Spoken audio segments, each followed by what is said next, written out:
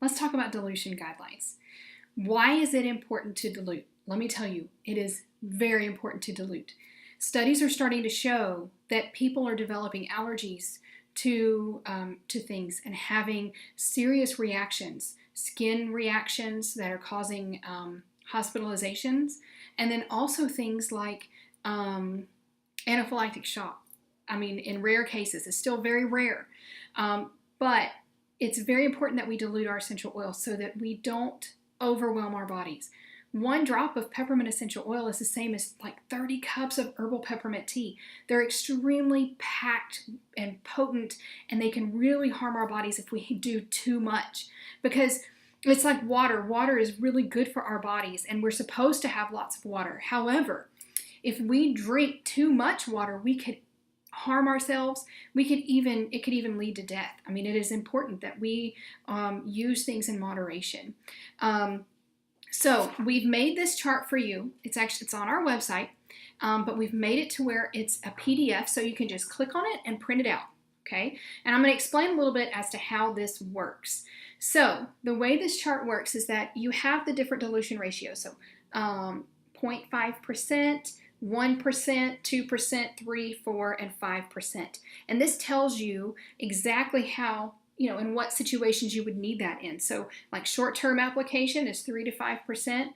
2% dilution is for adults, and it's the max dilution for a 2-year-old, okay, for 2 and plus. For anyone 2 plus for the elderly and also those with compromised immune systems, this is the level that you want to do it at.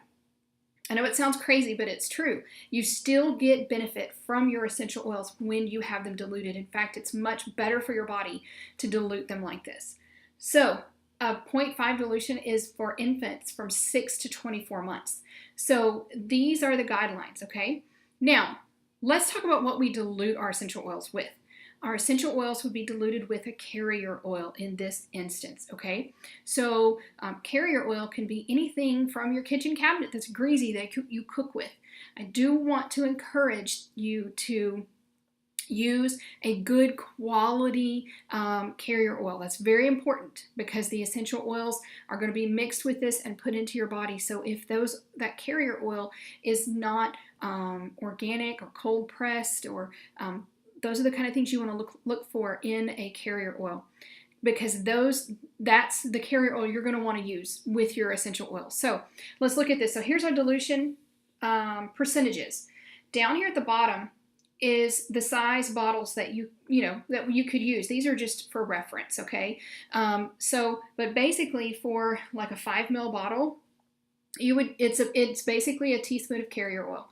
So to that teaspoon of carrier oil, if you want a 5% dilution, it's 7 drops of essential oil to a teaspoon, okay? If you want a 2% dilution ratio, you're going to do 3 drops of essential oil to a teaspoon, okay? Same thing with this. If you do a 2 teaspoons, which is a 10 ml bottle, you would do 15 drops for 5% or 6 drops for a 2%.